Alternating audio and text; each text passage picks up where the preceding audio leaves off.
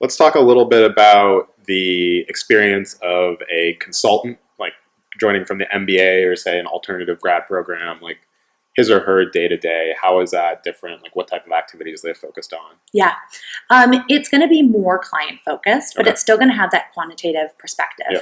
And it depends a little bit on what their actual background is.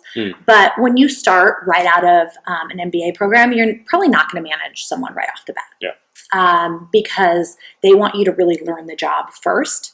And so just as I talked about an associate consultant would be paired with a consultant or a post-MBA, that post-MBA person might be paired with a CTL, a case team leader, someone who's kind of 2 to 3 years out of their MBA program.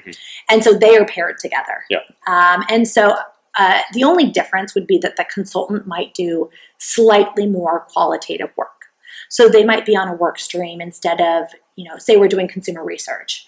Instead of writing the survey and coding the survey and analyzing the survey, they might be actually on a work stream where they're going to be, doing interviews or, cold calls or interviews or interviewing the client. So it might be slightly more qualitative where we're more willing to put them in front of a client because they're more mature. We're not nervous about what they might say.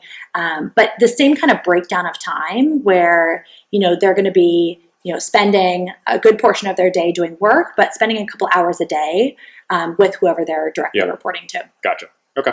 And tell me a little bit about when in the career path of a consultant does the day-to-day work change to be more not owning a work stream, but say defining, okay, for this case, we're going to have work stream X, Y, and Z, and this is how we're going to, order of operations. We're going to do this one first. We're going to have Joe work on this one, Sarah on this one. When do you start taking on that type of responsibility? Yeah, so that's really when you're the case team leader. Okay.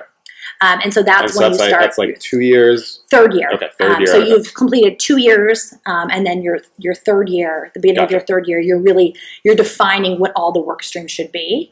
But I don't want to say that, that consultant in their first or second year, they may not be defining all the work streams on the case, but within their work stream they're building a work plan. They're defining exactly what that should look like. And the more they can do that and the faster they can build those skills, the sooner they'll kind of be able to structure bigger pieces of the case. And I feel like there's often there are kind of these 2 years out you're doing this, and a year, 3 years you're case team leader. But there's also kind of this fluidity where some people pick it up really quickly, and so they start kind of owning a little more, punching a little bit above their weight, below their weight. Do you agree with that? It's a little bit of luck, quite frankly, depending on what case you land on. Okay. So every case is different, as we know. And so some cases lend themselves to having everyone really needing to play up.